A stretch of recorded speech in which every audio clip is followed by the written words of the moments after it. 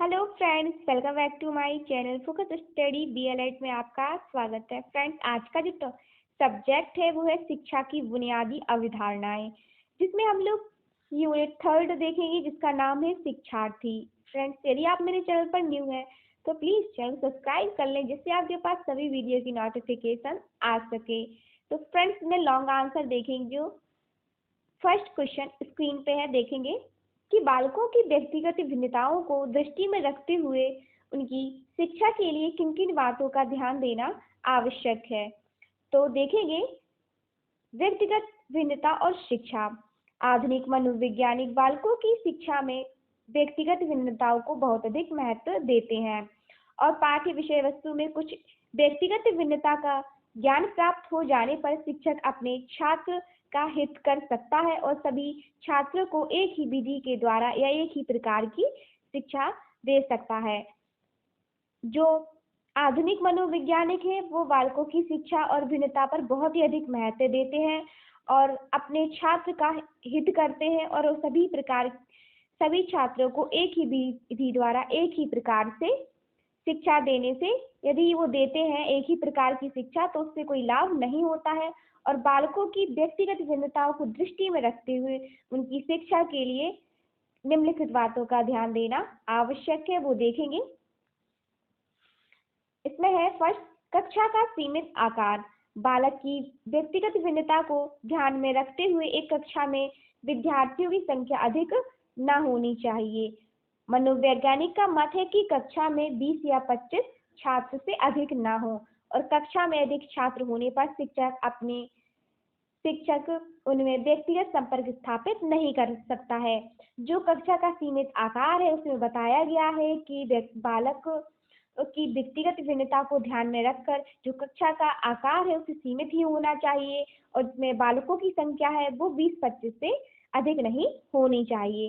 इसमें कुछ रॉस ने कहा है। रॉस का कथन देखेंगे कि प्रत्येक अध्यापक की साक्षरता में छात्रों की संख्या इतनी कम होनी चाहिए कि उन्हें व्यक्तिगत रूप से भली भांति जान सके, क्योंकि इस ज्ञान के बिना वह उनसे ऐसे कार्य को करने के लिए कह सकता है जो उनमें से बहुतों के स्वभाव के अनुसार उनके लिए संभव हो।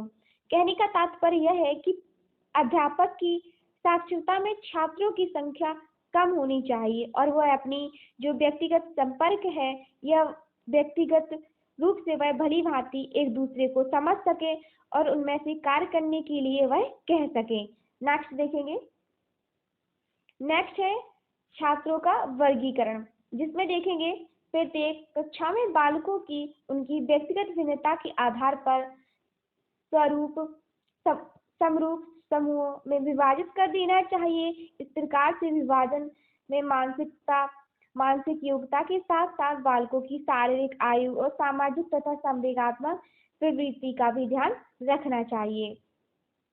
और इसमें बताया गया है कि बुद्धि लब्धि के आधार पर तीव्र व सामान्य और मंद बुद्धि बालकों को अलग अलग वर्गों में रखा जाना चाहिए। इस प्रकार का विभाजन से प्रत्येक प्रकार के बालकों में प्रगति करने का अवसर मिलता है। जो छात्रों का वर्गीकरण है उसमें बताया गया है कि इसमें बालकों की व्यक्तिगत भिन्नता को देखकर उनका विभाजित करना चाहिए और जो कम बुद्धि वाले या तीव्र बुद्धि वाले या अधिक बुद्धि वाले जो भी बालक हैं उनको अलग अलग वर्ग में रखना चाहिए। नेक्स्ट देखेंगे। नेक्स्ट है पाठ्यक्रम में भिन्नता। इसमें देखेंगे व्यक्तिगत भिन्नता के अनुसार बालक बालिकाओं की रुचि, बौद्धिक स्तर, अभियोग्यता, अभिवृत्तियों तथा आवश्यकताओं को ध्यान में रखकर पाठ्यक्रम का निर्माण करना चाहिए और पाठ्यक्रम में विविध प्रकार के विषयों का समावेश हो और पाठ्यक्रम लचीला होना चाहिए। जो पाठ्यक्रम में विभिन्नता है उसमें बताया गया है कि इसको बौद्धिक स्तर पर अभियोग्यता और अभिवृत्तियों की आवश्यकता को ध्यान में रखना चाहिए और इसमें विभिन्न प्रकार के विषयों का समावेश हो और यह पाठ्यक्रम हो वो लचीला होना चाहिए। इस कथन में स्किनर महोदय का विचार है वह है कि बालकों की भिन्नता के चाहे जो भी कारण हो, उन्होंने कहा है कि बालकों की भिन्नता के जो भी कारण हो, वास्तवता यह है कि विद्यालय के विभिन्न पाठ्यक्रमों के द्वारा ही उनकी भिन्नताओं को सामना कराना चाहिए। नेक्स्ट देखेंगे, नेक्स्ट है प्रशिक्षण विधि। इसमें देखेंगे कि व्यक्तिगत भेद के आधार पर ही शिक्षण पद्धतियों का प्रयोग करना चाहिए। एक ही पद्धति से समस्त विद्यार्थियों को पढ़ाना अमनोवैज्ञानिक है। इसमें प्रशिक्षण विधि है वो यह कहती है कि इसमें शिक्षण पद्धतियों का प्रयोग करना चाहिए। एक ही पद्धति से समस्त शिक्षार्थियों को पढ़ाना है तो वो अमनोवैज्ञानिक विधि है। नेक्स्ट देखेंगे शैक्षिक निर्देशन। इसमें देखेंगे कि व्यक्तिगत भिन्नताओं की जानकारी प्राप्त करने के शिक्षक छात्रों को शैक्षिक निर्देशन दे सकता है और शिक्षक उन्हें यह बता सकता है कि हाई स्कूल या इंटर कक्षाओं में कौन कौन से विषय व फ्रेंड्स। इसमें नेक्स्ट हेडिंग देखेंगे कि व्यावसायिक निर्देशन, जिसमें बताया गया है कि छात्रों के शारीरिक, मानसिक एवं व्यक्तिगत संबंधी गुणों का अध्ययन करके ही उनकी अनुकूल व्यवसाय चुनाव में सहायता दी जाती है। अर्थात इसका मतलब कह सकते हैं कि जो छात्र है उनके शारीरिक व मानसिक गुणों को देखकर ही उनके व्यवसाय में सहायता दी जाती है। शिक्षा का एक प्रमुख उद्देश्य जीविकोपार्जन एवं जीवन यापन के लिए किसी न किसी व्यवसाय का चुनाव करना पड़ता है। व्यक्तिगत भिन्नता के अनुसार इन्हें व्यावसायिक निर्देशन देना आवश्यक है। नेक्स्ट देखेंगे, इसमें नेक्स्ट है लिंग भेद के अनुसार शिक्षा, जिसमें देखेंगे कि बालक बालिकाओं की रुचियों और क्षमताओं और योग्यताओं और आवश्यकताओं में अंतर होता है। जो बालक व बालिका है उनकी रुचि और क्षमता में अंतर होता है अतः उनकी शिक्षा का आयोजन भी इन विभिन्नताओं को ध्यान में रखकर करना चाहिए। और प्रारंभिक शिक्षा में उनका पाठ्यक्रम समान हो सकता है किंतु मध्य तक आते आते जो उनकी कक्षाएं हैं वह पाठ विषय है इसमें कुछ अंतर दिखना अवश्य होना चाहिए। जैसे आजकल हाई स्कूल कक्षा में बालिकाएं गृह विज्ञान और तथा बालिकाओं के लिए गणित विषय पढ़ना अनिवार्य हो गया है। नेक्स्ट देखेंगे, नेक्स्ट है विद्यालय, परिवार और समाज। तो देखेंगे कि व्यक्तिगत भिन्नता को प्रभावित करने वाले का अनेक कारकों में विद्यालय और समाज और परिवार का बहुत ही अधिक महत्वपूर्ण कारक है। अतः शिक्षा मनोविज्ञान के अनुसार शिक्षा में बालक के सर्वांगीण विकास के उद्देश्यों को प्राप्त करने के लिए तीन संस्थाओं का परस्पर सहयोग होना चाहिए। जैसे विद्यालय, परिवार और समाज है तो इसमें जो बालक के लिए भूमिका निभाता है वह विद्यालय और परिवार और समाज ही निभाता है। नेक्स्ट देखेंगे बहुउद्देशीय विद्यालयों की स्थापना। इसमें देखेंगे कि बालक की विशिष्ट योग्यताओं के अनुसार उनके नहीं लिए बहुउद्देशीय विद्यालयों की स्थापना करना चाहिए और उनके लिए शिल्पकारी, लकड़ी, चमड़े का कार्य, अन्य तकनीकी विषयों की शिक्षा का भी प्रबंध करना चाहिए। नेक्स्ट देखेंगे, इसमें नेक्स्ट क्वेश्चन है समाजीकरण के कारकों का विस्तार पूर्वक वर्णन कीजिए। तो उसमें हेडिंग बनेगी समाजीकरण के कारक, जिसमें हम देखेंगे फर्स्ट पॉइंट हेडिंग होगा वो होगा पालन पोषण। इसमें देखेंगे कि बालक के समाजीकरण पर पालन पोषण का बहुत अधिक गहरा प्रभाव पड़ता है। जिस प्रकार का वातावरण बालक को प्रारंभिक जीवन में मिलता है तथा जिस प्रकार के माता पिता बालक का पालन पोषण करते हैं उसी के अनुसार बालक में भावनाएं या अनुभूतियां विकसित हो जाती हैं। ये पालन पोषण में बताया गया है। नेक्स्ट देखेंगे, इसका अर्थ यह है कि जिस बालक की देखरेख उचित ढंग से नहीं होती है वह समाज में विरोधी आचरण विकसित हो जाते हैं और दूसरे बालक में समाज विरोधी आचरण उसी समय करता है जब वह अपने को समाज के साथ व्यवस्थित नहीं कर पाता है। इस दृष्टि में उचित समाजीकरण के लिए यह आवश्यक है कि बालकों का पालन पोषण ठीक प्रकार से किया जाए। नेक्स्ट देखेंगे, नेक्स्ट है सहानुभूति। इसमें देखेंगे कि पालन पोषण को सहानुभूति का भी चालक के समाजीकरण पर गहरा प्रभाव पड़ता है। जो पालन पोषण है या सामाजिकरण है इस पर सहानुभूति का भी बहुत अधिक गहरा प्रभाव पड़ता है। ध्यान देने की बात यह है कि शैशवावस्था में बालक अपनी सभी आवश्यकताओं को पूर्ति करने के लिए परिवार के अन्य सदस्यों पर निर्भर रहता है। दूसरे शब्दों में अन्य व्यक्तियों द्वारा बालक की आवश्यकताएं पूरी की जाती हैं। अतः यह इस बात को ध्यान में रखना चाहिए या ध्यान देना आवश्यक है कि बालक की सभी आवश्यकताओं को पूरा करना ही सब कुछ नहीं है, वरन उसके साथ सहानुभूति रखना भी आवश्यक है। ये सामाजिकरण का एक हिस्सा ऐसे बताया गया है। इसका कारण यह है कि सहानुभूति के द्वारा बालक में अपनत्व की भावना विकसित हो, जिसके परिणाम स्वरूप वह एक दूसरे में भेदभाव करना सीख जाता है। वह उस व्यक्ति को अधिक प्यार करने लगता है जिसका व्यवहार उसके प्रति सहानुभूति पूर्ण होता है। यह बताया गया है। नेक्स्ट देखेंगे।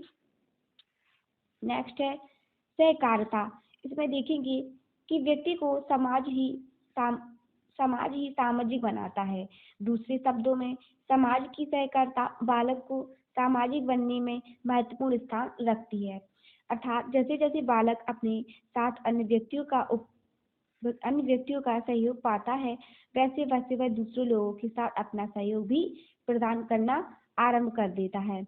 इससे उसकी सामाजिक प्रवृत्तियां संगठित हो जाती हैं। नेक्स्ट देखेंगे। नेक्स्ट है निर्देश। तो उसमें देखेंगे कि सामाजिक निर्देशों का बालक के सामाजिकरण में गहरा हाथ होता है। ध्यान देने की बात यह है कि बालक जिस कार्य को करता है उसके संबंध में वह दूसरे व्यक्तियों के निर्देश प्राप्त करता है। दूसरे शब्दों में हम उसी कार्य को करता है जिसको वह करने के लिए निर्देश दिया जाता है। अर्थात इस प्रकार हम देखते हैं कि निर्देश सामाजिक व्यवहार की दिशा को भी निर्धारित करता है। नेक्स्ट देखेंगे। नेक्स्ट है आत्मीकरण। इसमें देखेंगे कि माता पिता और परिवार तथा पड़ोस की सहानुभूति द्वारा बालक में आत्मीकरण की भावना का विकास होता है। जो बालक के साथ सहानुभूतिपूर्ण व्यवहार करते हैं उन्हीं को बालक अपना समझने लगते हैं और उन्हीं के साथ रहन सहन व भाषा तथा आदर्शों के अनुसार व्यवहार करने लगते हैं। ये आत्मीकरण में बताया गया है। नेक्स्ट देखेंगे। नेक्स्ट है सामाजिक शिक्षण। इसमें देखेंगे कि अनुकरण के अतिरिक्त सामाजिक शिक्षण का भी बालक के सामाजिकरण पर गहरा प्रभाव पड़ता है। ध्यान देने की बात यह है कि सामाजिक शिक्षण का आरंभ परिवार से होता है। जो सामाजिक शिक्षण है इसका प्रारंभ परिवार से ही होता है, जहाँ पर बालक माता पिता भाई बहन तथा अन्य सदस्यों में खान पान और रहन सहन आदि के बारे में शिक्षा ग्रहण वह करता रहता है। ये सामाजिक शिक्षण में बताया गया है। नेक्स्ट देखेंगे। नेक्स्ट क्वेश्चन है कि बालकों का सामाजिकरण करने वाले तत्व कौन कौन से हैं और बालकों का सामाजिकरण करने वाले तत्व कौन कौन से हैं। तो देखेंगे कि बालक जन्म के समय एक कोरा कागज होता है। जैसे जैसे वह समाज के अन्य व्यक्तियों और सामाजिक संस्थाओं से संपर्क में आता है, वैसे विभिन्न प्रकार की वह सामाजिक क्रियाओं में भाग लेने लगता है। वैसे वैसे वह अपनी पांचवी प्रवृत्तियों पर नियंत्रित करते हुए सामाजिक आदर्शों व मूल्यों को सीखता रहता है। इस प्रकार बालक की सामाजिकरण की यह प्रक्रिया है वह निरंतर चलती रहती है। नेक्स्ट देखेंगे। नेक्स्ट है वंशानुक्रम। वंशानुक्रम देखेंगे। इसमें बताया गया है कि बालक में वंशानुक्रम से प्राप्त कुछ आनुवंशिक गुण होते हैं, जैसे मूल भाव, संवेग, सहज क्रियाएं व क्षमताएं आदि। इनके अतिरिक्त अनेक अनुकरण एवं सहानुभूति जैसे गुणों में भी वंशानुक्रम को प्रमुख भूमिका होती है। ये सभी तत्व बालक के सामाजिकरण के लिए उत्तरदायी होते हैं।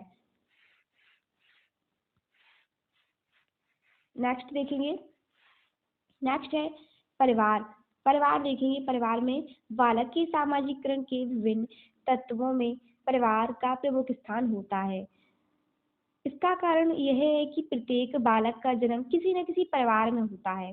जैसे जैसे वह बालक बड़ा होता जाता है वैसे वैसे वह अपनी माता पिता भाई बहन तथा परिवार के अन्य सदस्यों के संपर्क में आता रहता है और प्रेम सहानुभूति सहनशीलता तथा सहयोग आदि ये सब परिवार के अंतर्गत आ जाते हैं। नेक्स्ट देखेंगे। नेक्स्ट है पड़ोस। इसको देखेंगे। पड़ोस भी एक प्रकार का बड़ा परिवार होता है। जिस प्रकार बालक परिवार के विभिन्न सदस्यों के साथ अंतःक्रिया द्वारा अपनी संस्कृति व सामाजिक गुणों का ज्ञान प्राप्त करता है, ठीक उसी प्रकार यह पड़ोस में रहने वाले विभिन्न सदस्यों एवं बालकों के संपर्क में रहते हुए वह विभिन्न सामाजिक बातों का ज्ञान प्राप्त करता है। और इस दृष्टि में यदि पड़ोस अच्छा है तो बालक के व्यक्तित्व पर अच्छा विकास होगा या अच्छा प्रभाव पड़ेगा। यदि पड़ोस खराब है तो बालक की बिगड़ने की संभावना है।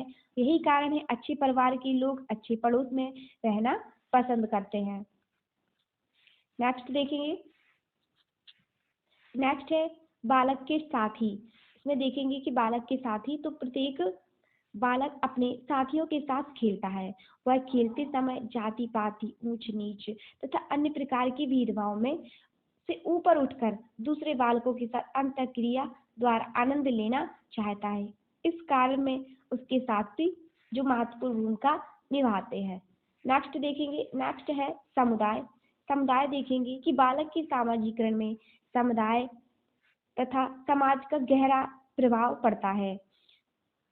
प्रत्येक समाज तथा समुदाय अपने अपने विभिन्न साधनों तथा विधियों के द्वारा बालकों का सामाजिकरण करना अपना परम कर्तव्य समझते हैं। ये समुदाय में बताया गया है। नेक्स्ट देखेंगे, नेक्स्ट क्वेश्चन बनता है कि सीखना स्वस्थ वातावरण में होता है। क्या आप इस कथन से सहमत हैं? तो विस्तार पूर्वक वर्णन कीजिए। तो इसकी हेडिंग बनती है पर्यावरणीय। तो पर्यावरणीय में देखेंगे कि वातावरण से तात्पर्य उन सभी चीजों से है जो व्यक्ति को उत्तेजित व प्रभावित करती है। दूसरे शब्दों में हम ये कह सकते हैं कि बालक का वातावरण से तात्पर्य वह उन सभी उत्तेजनाओं से होता है जो गर्भधारण से आजीवन तक सीखने में सहायता प्रभावित करती है। नेक्स्ट इसमें देखेंगे, इसमें नेक्स्ट हेडिंग है सामाजिक वातावरण। इसमें देखेंगे कि सामाजिक वातावरण में रहकर बालक अनेक प्रकार से सीखता है। वह परिवार, विद्यालय और सामाजिक संबंध से भी सीखता है। परिवार में पारिवारिक वातावरण पैदा होता है,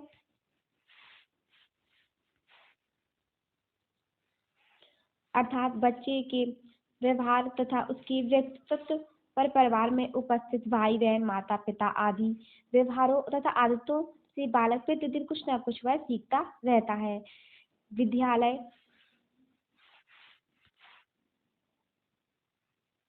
विद्यालय में बालक पढ़ते हुए अपने अध्यापक व सहपाठियों से सीखता है। प्रत्येक बालक समाज में रहकर अपने आसपास की सभी वस्तुओं को भी सीखता है। ये सामाजिक वातावरण में बताया गया है कि बालक कहीं कहीं वह अपने सामाजिक संबंध से सीखता है, विद्यालय से सीखता है, परिवार से सीखता है, अपने सहपाठियों से भी सीखता है और अपने अध्यापक से भी सीखता है। ये सामाजिक वातावरण में बताया गया है। नेक्स्ट देखेंगे, नेक्स्ट है मानसिक या बौद्धिक वातावरण का प्रभाव। तो देखेंगे कि जैसे मनोवैज्ञानिक मानते हैं कि प्रत्येक बालक कुछ न कुछ योग्यताएं लेकर पैदा होता है। इन योग्यताओं के विकास के लिए उपयुक्त वातावरण का होना आवश्यक होता है। मानसिक योग्यताओं के विकास के लिए मानसिक वातावरण चाहिए। मानसिक वातावरण से तात्पर्य उन सभी मानसिक परिस्थितियों से है जो उसके मन तथा मस्तिष्क पर अनुकूल प्रभाव डाल सकें तथा बालक को सीखने के लिए प्रेरित कर सकें। और इस दृष्टिकोण से पुस्तकें हैं, पुस्तकालय है, रेडियो है, मित्र है, माता पिता हैं की रुचियां, प्रयोगशालाएं, गोष्ठी आदि मानसिक वातावरण की आवश्यक अंग हैं। उपयुक्त मानसिक वातावरण में मिलने पर बालक को सीखने की प्रक्रिया सक्रिय रहती है, अन्यथा बालक के सीखने का क्रम वांछित स्तर पर नहीं पहुंच पाता है। नेक्स्ट देखेंगे, इसमें नेक्स्ट है व्यक्तित्व का निर्माण। इसमें देखेंगे कि बालक के व्यक्तित्व पर वातावरण का अधिक प्रभाव पड़ता है। कूली का मत है इनका, देखेंगे कि व्यक्तित्व के निर्माण में वंशानुक्रम की अपेक्षा वातावरण पर अधिक प्रभाव पड़ता है। उसने सिद्ध किया है कि कोई भी व्यक्ति उपयुक्त वातावरण में रहकर अपने व्यक्तित्व का निर्माण करके वह महान बन सकता है, क्योंकि वातावरण ही व्यक्तित्व को प्रभावित करता है। ये कोले का मत है। नेक्स्ट देखेंगे, नेक्स्ट है परिवार या घर से आप क्या समझते हैं और बालक के जीवन में परिवार को महत्व को समझाइए। अर्थात ये भी क्वेश्चन आ सकता है कि परिवार से आप क्या समझते हैं, इसके महत्व को स्पष्ट कीजिए। तो इसमें देखिए परिवार का अर्थ व परिभाषा। तो इसमें परिवार का अर्थ देखेंगे कि घर व परिवार समाज की एक इकाई है। यह सबसे अधिक आधारभूत सामाजिक समूह है। इसमें साधारणतः पति पत्नी और उनके बच्चे होते हैं। कभी कभी पति या पत्नी के माता पिता भी उनके साथ रहते हैं। कुछ प्राचीन समाजों में नौकरों को भी परिवार का सदस्य माना जाता है। इसलिए फैमिली शब्द की उत्पत्ति फैमिली शब्द से मानी जाती है, जिसका अर्थ है सर्वेंट। परिवार का यह सबसे सरल रूप है, जिसका जटिल रूप भारत की संयुक्त परिवार में मिलता है। नेक्स्ट देखेंगे,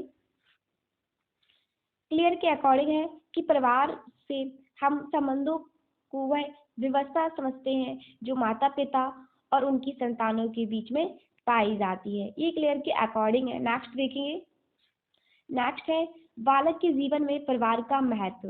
देखेंगे बालक के जीवन में परिवार का क्या महत्व है कि आज परंपरागत परिवार का स्थान आधुनिक परिवार ने ले लिया है। इसका संगठन बदल गया है और इसके कुल मौलिक कार्य दूसरी संस्थाओं द्वारा किए जाने लगे हैं। फिर भी यह एक आधारभूत सामाजिक संस्था है और इसके कुछ विशेष कार्य व विशेष महत्व है। अभी तक छोटे बच्चों का पालन पोषण केवल यही करता है और सामाजिक संस्था के रूप में यह जब भी बालक बच्चों को प्रारंभिक शिक्षा देता है, वह परिवार का वातावरण उसके व्यवहार को सुधारने के लिए उत्तरदायी होता है। ये बालक के जीवन का पारिवारिक महत्व है। नेक्स्ट देखेंगे, नेक्स्ट है रेमंड के अकॉर्डिंग है। रेमंड ने क्या बताया है कि दो बच्चे भले ही एक विद्यालय में पढ़ते हों, एक ही समान शिक्षकों से प्रभावित होते हों, एक सा अध्ययन करते हो, फिर भी वह अपने सामान्य ज्ञान, रुचियों और भाषण और व्यवहार तथा नैतिकता में अपने घरों के कारण जहाँ से वे आते हैं वह पूर्णतः भिन्न हो सकते हैं। ये रेमंड के अकॉर्डिंग है।